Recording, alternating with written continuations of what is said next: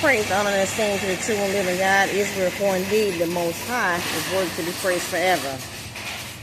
So I get on here and chat with you all just for a few minutes, okay? I want to talk about religion, okay? A lot of people don't know, but you can go and actually look this up online, okay? You can go and look up the etymology of the word Dan, okay? And you will find that if you look up the etymology of which they changed a lot of the stuff around about the word, because I remember looking it up many, many years ago, and when I look at it today, they, changed a little bit about what was there, okay? But I wrote it down, so. But if you're going to look up the name Dan, D-A-N, okay, it's from it says the 1300s. It says that the name Dan is an epithet, okay? And an epithet means something that has been added, okay? That's what it means, something added. We know in the word that true living God says, do not add to my word and don't take anything from my word, is what he said, okay?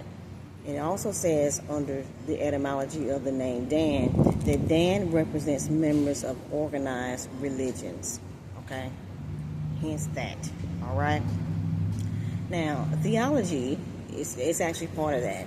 And I know it may be shocking, it may be surprising to you all that theology is a part of that, but it is, because if you think about it, during the time that there were theologians like John Calvin and John Knox or Martin Luther, like John Calvin, it said about what it says about John Calvin, it said that he established Calvinism, later called, it says Christianity, later called Calvinism, but it's really, he established Calvinism, later called Christianity, okay?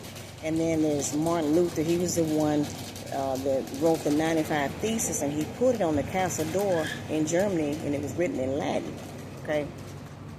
So I said all that to say, if you're going to read what it says in Genesis 49, verses 16 through 17, it says that Dan shall judge his people as one of the tribes. Dan shall be an adder, which is a snake, by the way. Dan shall cause his rider to fall backwards.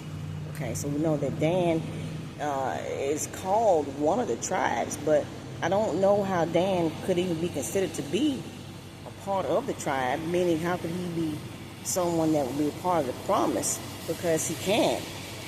We have no further than to look at it at the example of Abraham and Sarah. When Sarah was barren and she couldn't have any children, she gave her maid Hagar to Abraham to conceive, and that's where Ishmael came from. Well, we know that he was about 13 years old before Sarah could even gave birth to Isaac. Okay, but as soon as she was no longer barren, and the true living God opened up her womb, she told him that because Ishmael was not of the promise, that him and his mama had to go, and they did, and he had to listen to her. And so, it had to be sad for him to have to do that, but according to law, she was right. Okay, it wasn't like she was being mean or whatever. She was right in what she was saying. Okay, so then if Ishmael was not of the promise and he was a child born of a maid, okay, then how could Dan, it's the same situation with Bilhah and Zilpah, who was Dan's mama, that he was conceived by Jacob, how can he be of the promise? He wouldn't be either. So if you go and read Judges 17 and Judges 18, it talks about how the Danites didn't have an inheritance. Well, they weren't supposed to have one. Why were they shocked? They weren't supposed to have one. Okay, but I still like to say this. The Danites actually heard a Levite and told that Levite to put his hand over his mouth and to come and be their priest. And they gave him a suit of apparel, and they paid him wages to be their priest. And that's what happened. Okay, so then there's what it says over in Colossians 2 and 8. It says, beware lest any man spoil you through philosophy and vain deceit, after the traditions of men, after the rudiments of the world, and not after Christ. I'm saying what I'm saying because religion does not have an anointing. Religion is not anointed. It's not. It is a yoke of bondage.